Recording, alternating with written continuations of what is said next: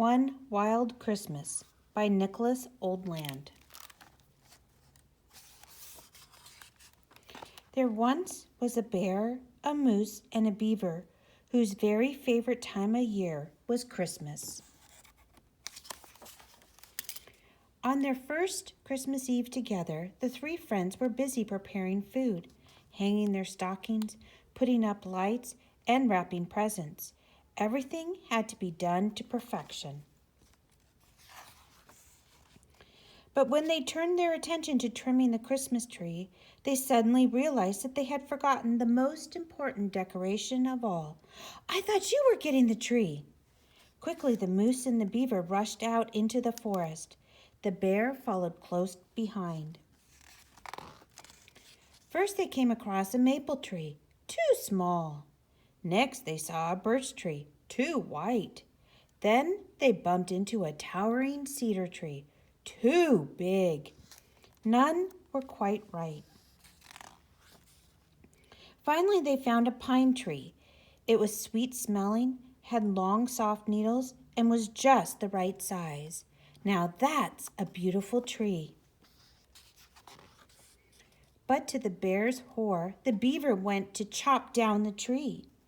The bear loved all living things, especially trees.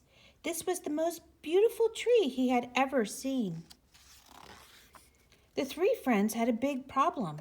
There was no way the bear would let the beaver and the moose harm this tree.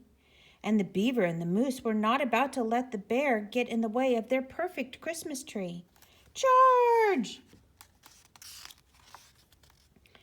It was a short argument. The moose and the beaver were no match for the bear's strength. The bear was happy the tree was safe, but he worried that his love of trees might ruin their Christmas. Then he had an idea. Tweet! The bear grabbed his sled and raced home. Back at the cabin, the bear gathered all the food, decorations, and presents, and carefully loaded everything onto his sled. The bear's journey back proved a little more difficult. The moose and the beaver were relieved to see their friend, and as soon as they saw the sled loaded with presents, food, and Christmas decorations, they knew exactly what the bear had in mind. Together, the friends set up a table with all the food, arranged their stockings, hung the ornaments, and placed the presents under the tree.